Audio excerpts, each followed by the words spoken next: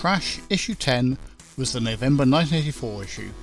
The cover art shows a giant stone structure in the shape of a joystick, being attacked from all around by planes. This referenced an article in this month's issue where Crash compared 19 of the most popular joysticks on the market at the time. At least one of the games reviewed in this issue really put joysticks through their paces. Let's find out what that was. In 10th place, surprisingly, we have Daley Thompson's Decathlon, written by Paul Owens and Christian Urquhart and published by Ocean.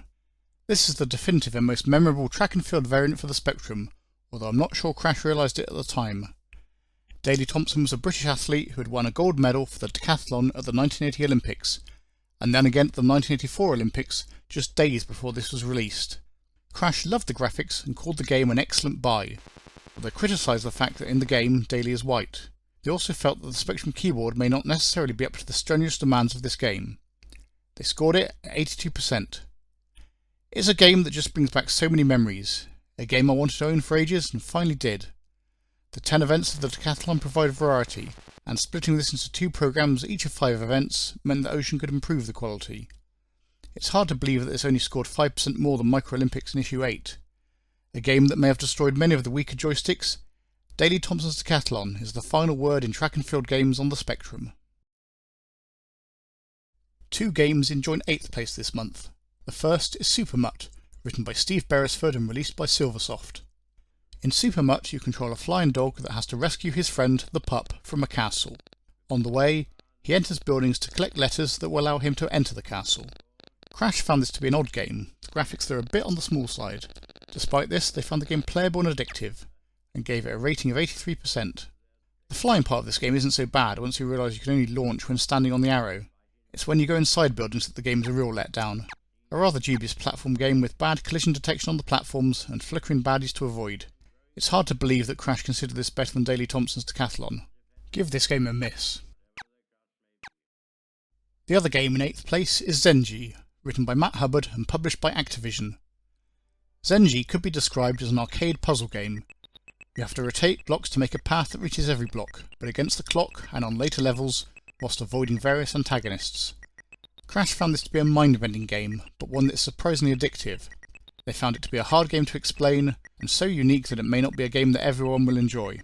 They gave this 97% for addictive qualities, and an overall score of 83%. This game may be simplistic in presentation, but it's a real head-scratcher. It looks easy enough, but trying to rotate the pieces in the correct orientation to join everything up, especially whilst under the pressure of the timer counting down, is a real challenge. Not a well-known game, but definitely one with addictive qualities, and worth a go, especially if you like puzzle games. In 7th place we have the first of 7 Crash Smashes. This is Combat Links, released by Durrell, and written by Mike Richardson. This is a helicopter simulation game in which you have to protect your bases against attack from enemy forces. Crash liked the 3D effect created by the contour lines on the landscape, and felt this to be a unique and effective approach. They liked the way this game could be played as a straight arcade-style shooter, or with a more strategic approach. They felt it may have been better if it had been a view from the helicopter rather than an external view, but found it an engaging and challenging game. They gave it a score of 88% and a Crash Smash. The only real disappointment about this game is the way that your helicopter sometimes goes the same colour as the land, but this is a necessary limitation given the way in which the Spectrum handles colour. The landscapes and houses drawn in white against the green ground give this game a unique look. It may be intimidating to start with due to the many different keys, but they're not too bad to get used to. On the whole, a good game, especially if you like simulations. 2 games are in joint 5th place. The first is Kentilla, written by Crash adventure columnist Derek Brewster. This game is a sequel to Derek Brewster's earlier game, Velnor's Lair. In Kentilla, you play the role of an adventurer whose quest is to return antagonist Graco to the flames of the abyss with the help of the sword Kentilla. Crash found this to be a good adventure pitched at the right level of difficulty, yet they suggested that it would be a long adventure to play through. They were impressed by the pictures, that sometimes gave clues, and the fact that you could look in a direction to get an indication of whether any baddies were approaching. They gave this an overall rating of 10 out of 10, although averaging all of the scores and converting to a percentage gives the game 90%. They awarded it a Crash Smash. I can't help having the suspicion that the reason Crash may have rated this highly may have had something to do with Derek Brewster being a columnist for the magazine. I just don't get why this game is so highly rated. The presentation is shoddy with the Spectrum's default character set used, and the pictures provided are small and won't win any art awards. It doesn't have detailed descriptions, and you're lucky if the examine command does anything most of the time. The keys don't always seem to respond. Even as a text adventure fan, this game just doesn't appeal to me. Also in 5th place is Delta Wing, written by Graham Johns and released by Creative Sparks. This is a battle flight simulation game with you fighting enemy aircraft and bombing enemy bases. It can be played as a 2-player game on 2 machines, or with 1 player against the computer. Crash drew parallels between this and Digital Integration's Fighter Pilot, reviewed in issue 2. They felt this to be easy to play and ultimately more enjoyable. They liked the detail of the pilot's arms and legs reacting to your key commands. They found it to be responsive and controllable, and huge fun, with the ability to play against a second player on another computer being an extra bonus. They rated it at 90% and gave it a crash smash. I was quite impressed by the instrument panel view on this game. Unfortunately, I feel the game is let down by the view from the cockpit. There isn't one. It tends to be either green or blue, no view of the horizon to tell you how you're banking without looking at the instrument panel. Not the worst flight simulator ever made, but I'm surprised that this was given a crash smash. In joint 3rd place is another game written by Derek Brewster, Jasper. This was released by Micromega.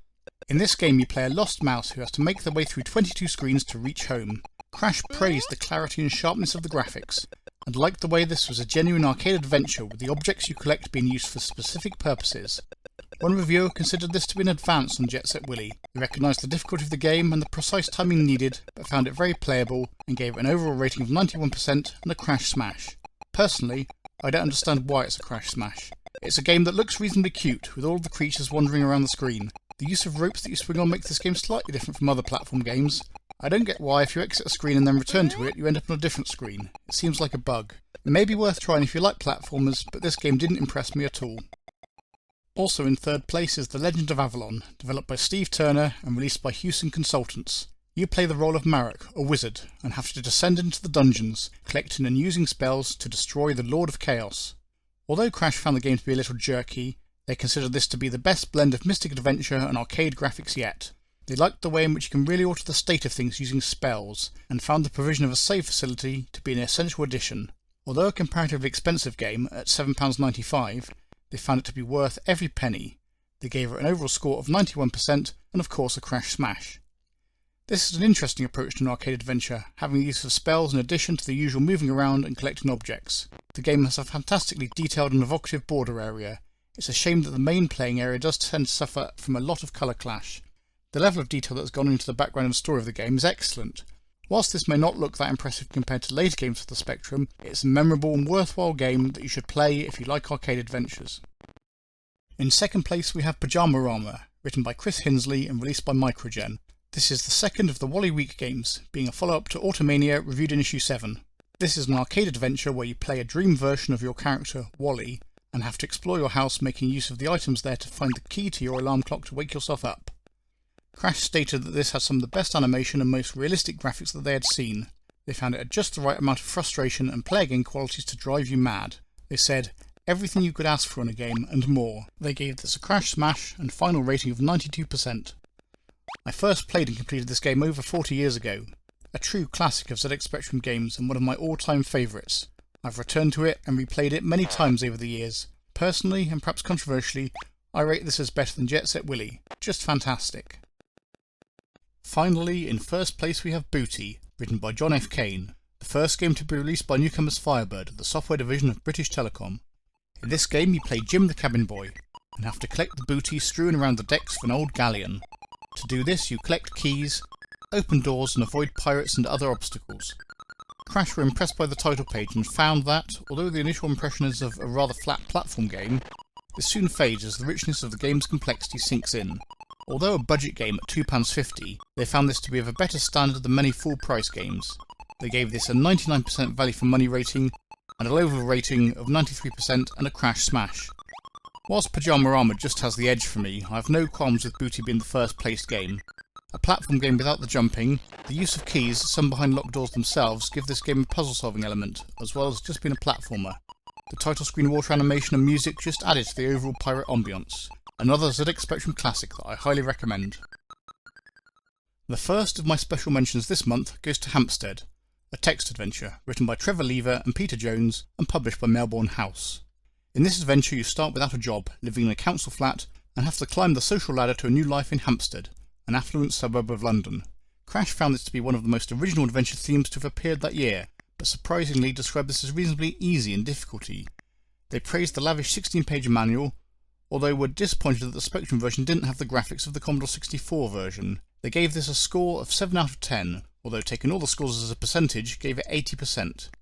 This adventure is very much a cultural product of its time, reflecting the social aspiration of the yuppie culture of Britain in the 1980s. It's written with the quill, making it fast and responsive. Although basic in terms of presentation, the design, idea and plot of this game carry it. It's a game I've had great fun playing, and one I'd recommend if you like text adventures. Another special mention goes to Deus Ex Machina, written by Mel Croucher and Andrew Stagg, and released by Automata. This has been described by Mel Croucher as an interactive concept album rather than a game. It came with an accompanying soundtrack which you listen to whilst playing the game. The program consists of 6 stages representing the life and growth of a human. Crash described this as a noble development idea which points towards a new understanding of what can be done with computer games.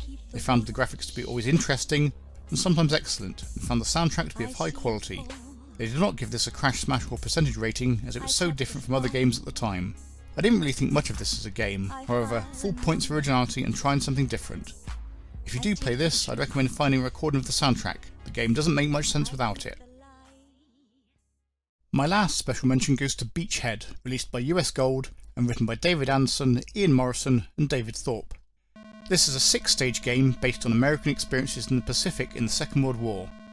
You have to attack and defeat an enemy fleet in a bay. However, this is not a strategy game but has a number of arcade action screens. Crash compared this game to the Commodore 64 version and rated the graphics as just as pleasing to the eye. They liked the variety of configuration options and the different game types offered by each level. They concluded it was a good game, but at £7.95 felt that it was too overpriced to be considered value for money. I did know of this game from its original release and was still pretty impressed coming back to it. The presentation is top notch and the game itself feels smooth and enjoyable. I personally would have given this game a Crash Smash and certainly consider it to be a Spectrum classic. If you enjoy exploring old issues of Crash, be sure to check out the Retro Robins channel as well. He was one of the first YouTubers to make regular content based on Crash and is well worth watching.